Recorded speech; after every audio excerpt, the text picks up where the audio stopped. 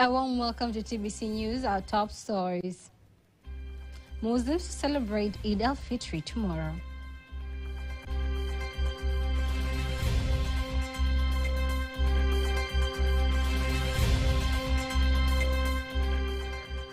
New 758 communication towers to boost economy.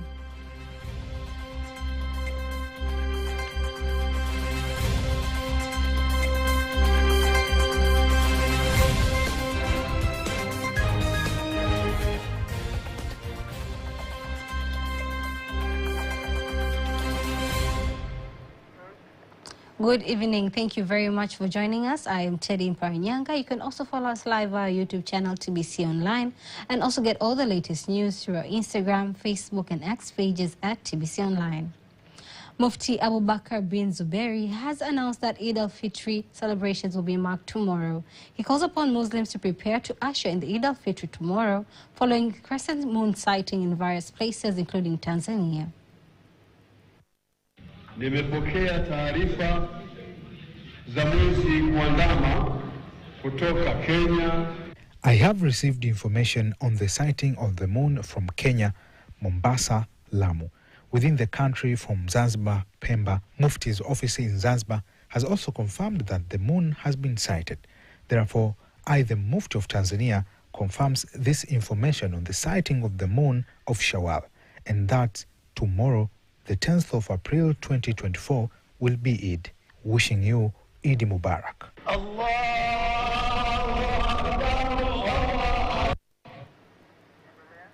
The Dar es Salaam Regional Commissioner Albert Chalamila says that the construction of 758 telecommunication towers will boost Tanzania's economy and improve further communication services in the country.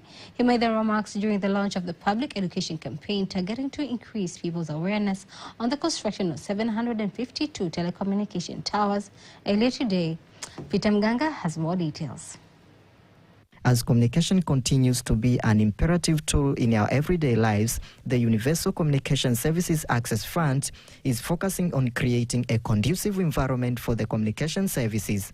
And now, the plan in place is the construction project of 758 communication towers. Here, the Regional Commissioner of Dar es Salaam, Albert Chalamila, elaborates on the importance of the project in relation to the economy. These towers are being built as part of providing services to the community in order to simplify communication services. The construction of the towers can be used as the relevant tool of Tanzania's economic growth. On the other hand, the Chief Executive of the Universal Communication Services Access Fund, Justina Mashiba, says that this project will reach 8 million of people in various parts of the country, including urban and rural areas. We do believe when these towers are complete, we believe close to 8 million population will be covered by communication services. You know, nowadays we are going through the digital Tanzania. There's no way we can go digital in Tanzania without including the population in villages. So we do believe this construction of these 750 towers will bring a big impact as long as Digital Tanzania campaign is concerned. So my call to operators is to fast-track the construction of these towers so that we don't deny the right of these citizens living in rural population in Tanzania. Furthermore, various communication stakeholders in the country explained the benefits of this project along with their expectations upon the completion of the project. We believe by the end of this financial year, by the end when we reach on July, I can say, okay, on June 3rd, maybe more than 200 sites will be constructed. People are going to benefit from economic growth. You know, when you have a good communication infrastructure, it means that everything goes well. We believe the people from Dar es Salaam and the coastal area will benefit from this project. The construction of telecommunication towers will help to develop the national economy as well as to create conducive environment of communication services in Tanzania. Reporting from Dar es Salaam, Peter Mganga, TBC News. 98 people are confirmed dead and their bodies recovered from the sea after the fishing boat they were traveling on capsized off the coast of Mozambique. Most of the victims are women and children who were fleeing a cholera outbreak on the mainland. They were traveling to Mozambique Island, 5 kilometers away. Here, more details. Na mpaka sasa tunapoongea, until now the number of people who have died is 98. 28 of them are injured. We have Ahmad Juma, a resident in Mozambique, just lost 5 members of his family.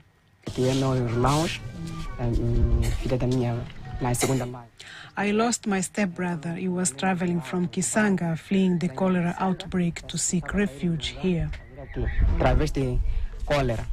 The 5 were among the 98 people known to have died when the fishing boat they were traveling on capsized en route from the mainland to the island of Mozambique.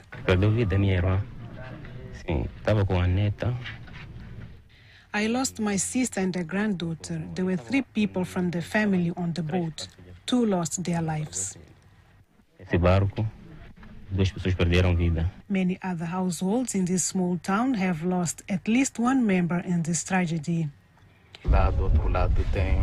I cannot say how many homes were affected. In this neighborhood, there is a house where they lost 6 members. Another one lost 5. On the other side, there were 4 people, and here, 3. The remaining bodies were taken back. This is the boat that capsized. It's a fishing boat, not made to carry passengers. Yet there were more than 130 people on board plus cargo. When I saw that we were in danger while at sea, I asked the crew chief to increase the speed so as to reach the shore quickly, but it was too late. The water was already inside the boat. 34 people were rescued. The authorities are still looking for some missing people. Desses feridos, 7 já tiveram alta. Ficamos com 3. We had 10 people in hospital, 7 were discharged. We still have 2 bodies yet to be claimed by their families. If no one claims them, the city council will have to take care of the burial.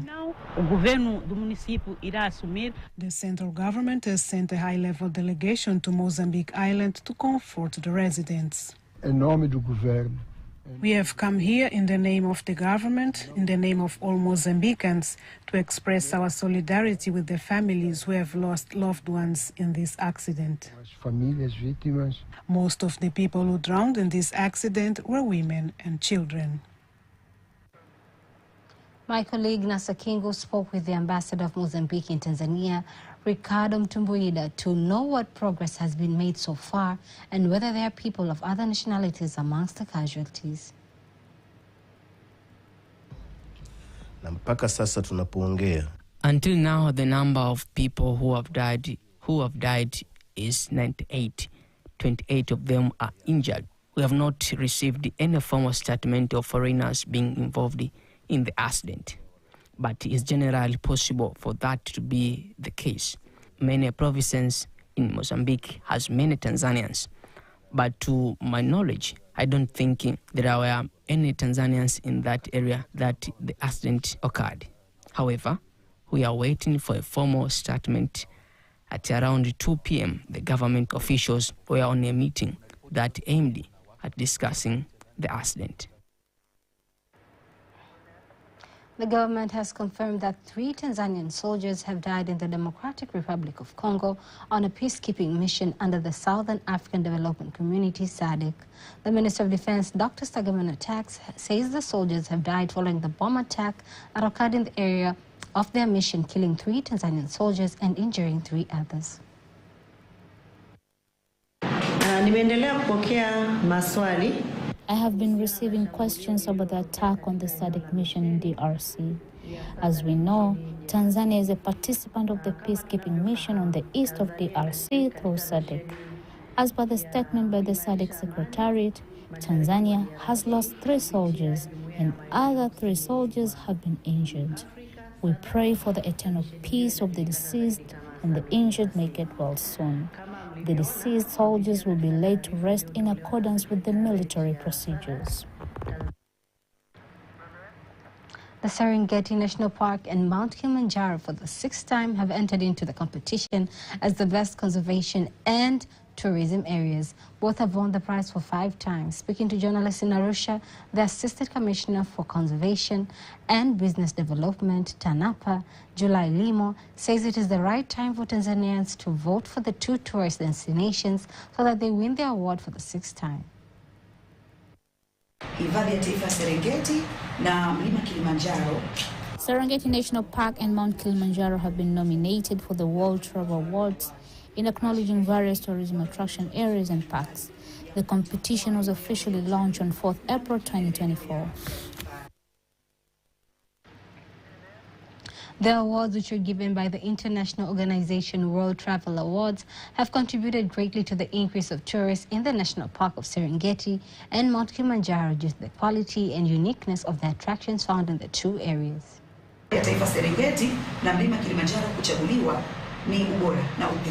Among the factors that made Serengeti National Park and Mount Kilimanjaro nominated are its quality.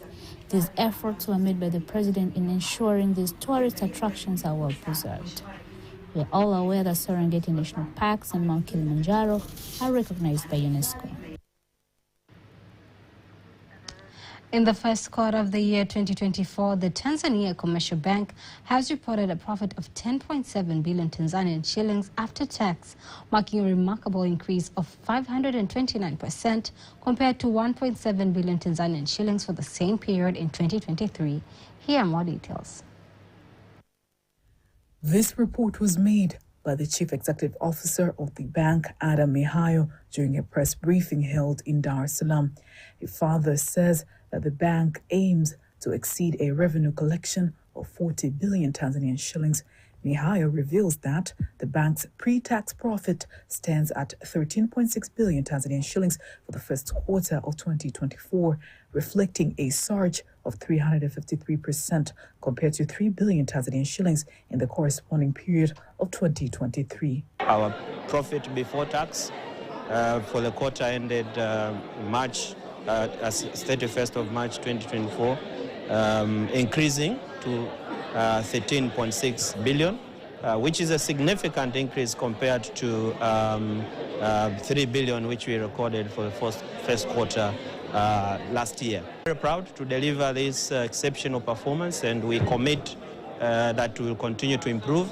But we wouldn't have reached this without immense support and trust from our customers, and we reciprocate this favor by coming up with more innovative solutions that appeal to them. Additionally, the bank's revenue for the first quarter of 2024 reached 46.8 billion Tanzanian shillings, up from 43.7 billion Tanzanian shillings in 2023, representing an increment of 13.3 billion Tanzanian shillings or 30%.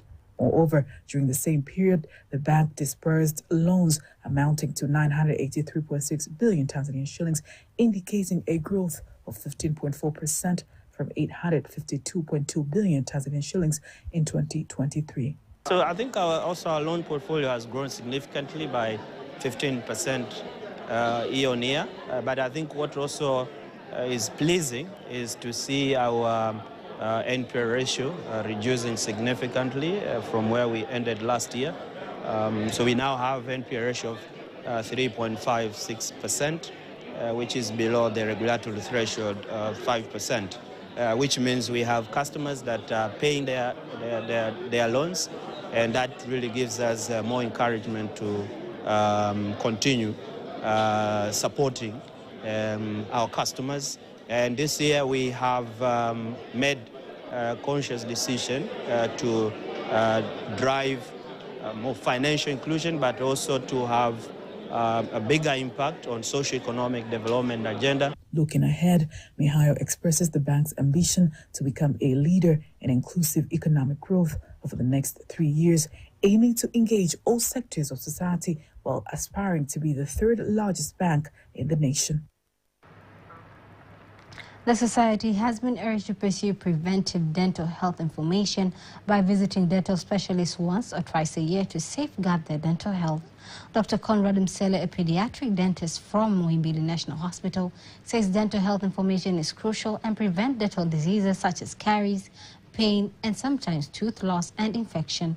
On the other hand, regarding the rising cases of adult braces, he says braces are for medical treatment recommended for a patient with teeth crowding or too much space between teeth.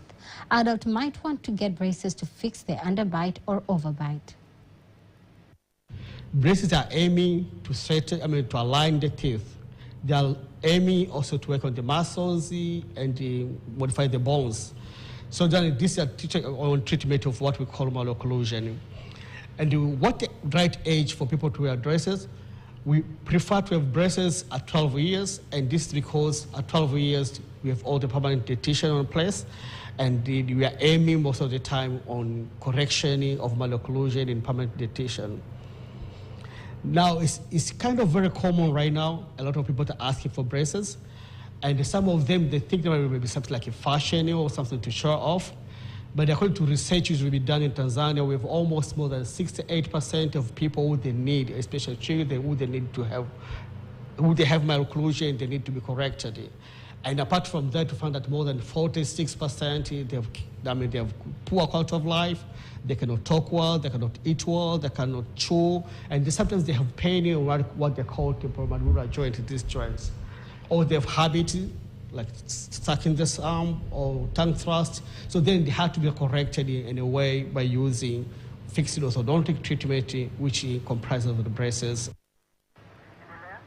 He adds that braces are medically recommended by a dentist, so medical tests have to be taken before the braces treatment. It depends. Before putting the braces, you have to plan the treatment. You have to take some x-rays, you have to take some stud models. And from there, then it depends on the cases. There are people who can be in braces for more than 2 years. There are people who can be in braces for less than a year. It depends specifically what kind of case is. And then what you need to do, you need to change almost what they do, like change the ligatures. You come like 6 months, every 6 weeks. They change the ligatures. These are the ligatures, the plastic thing, which they like activating the tooth. You activate the movement. Dr. Conrad Msele further says conditions like bad breath, rotten teeth, and bleeding gums can occur after practicing poor oral hygiene habits, adding that regular visit to the dentist will give you a bright smile. Stakeholders in the private sector and government providing services to the community have been advised to utilize innovative technology that connects service providers and customers through online platforms and artificial intelligence technology, enabling conversations between businesses and their customers.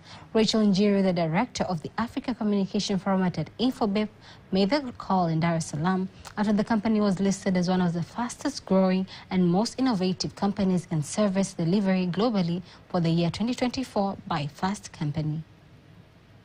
How we are transforming our customer journeys across Kenya and Africa is by making sure that we are enabling businesses with a very rich platform. So currently we have one communication platform that anybody can integrate to, irrespective of what service they are using behind the technology behind of what they're using. We've made it very easy.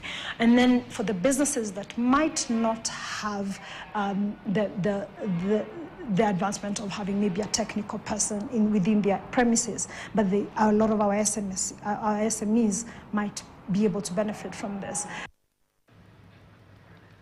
The selection of the company for this year focuses on businesses that are driving change in industries and technological innovation across all sectors of the economy.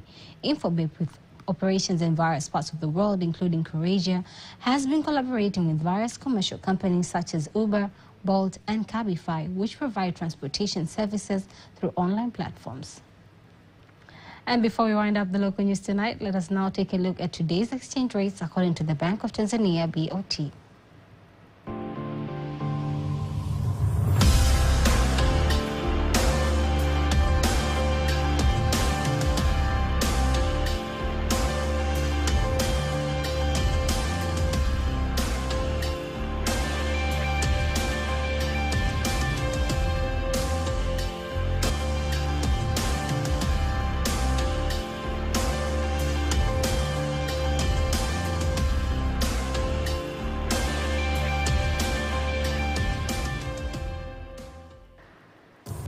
Don't miss TBC News every weekday to know all the latest in exchange rates. Up next is international news.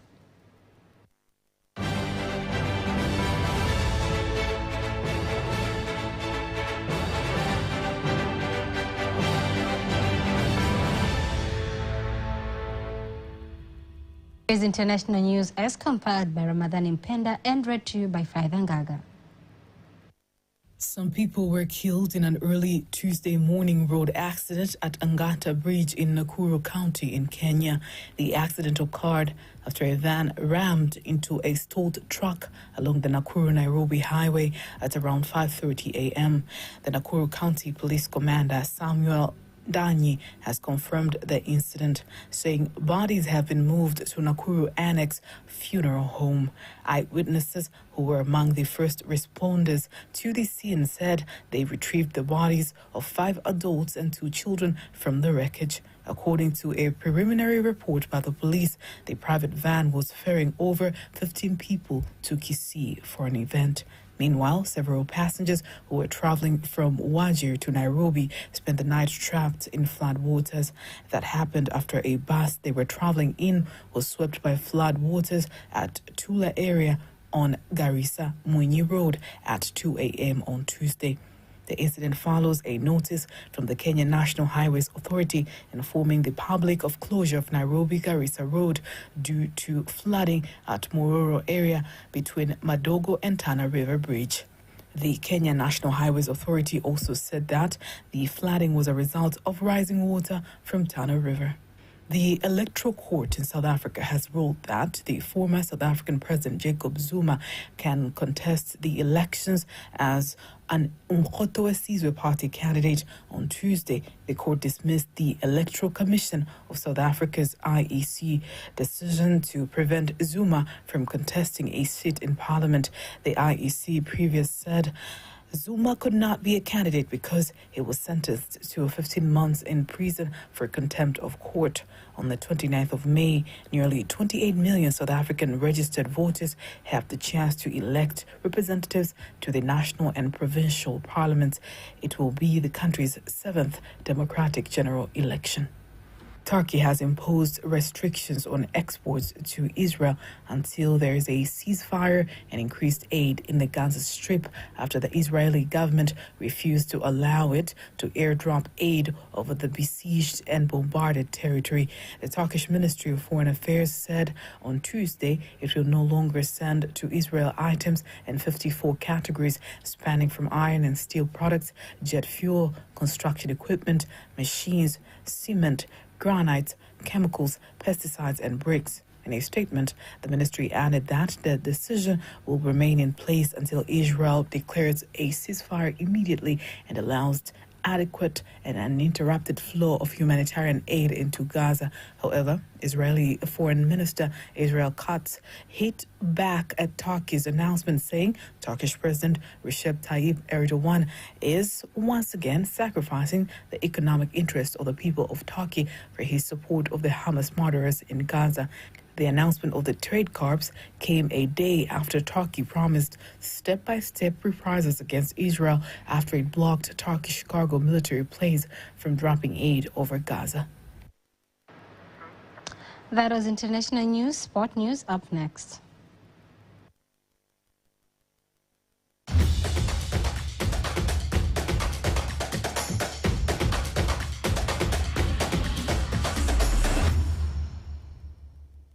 And in sports news, the Dar es Salaam Regional Volleyball Secretary Yusuf Mkarambati says the current Dar es Salaam Region Volleyball competition is crucial in shaping the participating teams to do better in the Union tournament expected to take place in Zanzibar. Secretary Mkarambati adds that the regional volleyball competition have given players much needed experience and match fitness, which are key in doing well in the upcoming Volleyball Union tournament.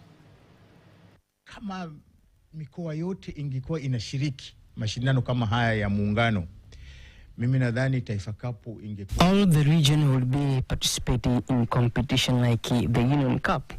I think Tanzania volleyball will be at high stage because many teams do not have enough experience in competition, and especially regional teams. And yes, they fail to do well. National coach of the tennis team, Hassan Chande, says they are planning to scout and develop young talents from primary and secondary schools so as to give them a good foundation in developing their skills and knowledge of the game. Coach Chande believes that development of skills and knowledge of the tennis game at a tender age will help to produce many tennis players who will do better in international levels in the future.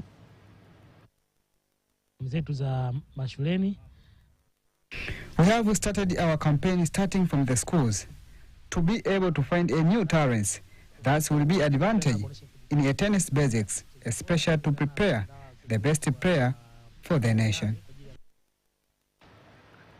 Tennis youth competition will take place in Arusha April 7th, involving youth under 18 players. And that is sports news. And now, before we conclude the news bulletin, let's take a look at the weather forecast for the next 24 hours. Hello viewers, my name is Joyce Makwata from Tanzania Meteorological Authority. Welcome for 24 hours weather forecast is starting from tonight. Rainfall models indicating chance of rainfall, especially over the coastal areas. Lake Victoria Basin extending to western part of our country with reduction of activities over some parts of our country. During the night, we expect Lake Victoria Basin together with northeastern island to experience cloudy conditions, thunder showers over a few areas. While over western part of our country, entire coastal belt including Morogoro region, we expect a partly cloudy condition, thunder showers over a few areas. Southwestern island, central together with Ruvuma, we expect it to feature partly cloudy condition, rain showers over a few areas during the night. While for tomorrow, northeastern island, generally we expect a cloudy condition, thunder showers over a few areas and sun interval. Lake Victoria Basin, western part of our country, southwestern island, entire coastal belt including Ruvuma as well as Morogoro, we expect it to feature partly cloudy condition, thunder showers over a few areas and sun period. Singida and Dodoma, we expect just rain showers over a few areas and sun period. And now let's have the next 4 days weather forecast.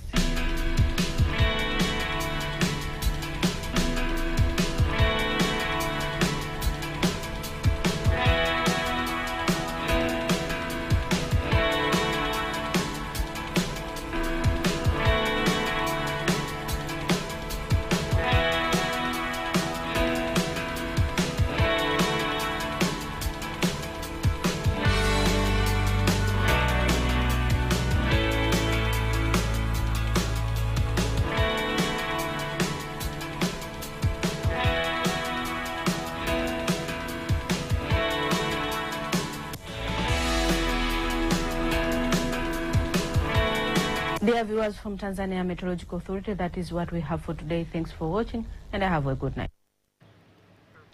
And that marks the end of the news bulletin for tonight. Join us again tomorrow, same time, same place. On behalf of the team, I'm Teddy Mparinyanga. Good night and Eid Mubarak.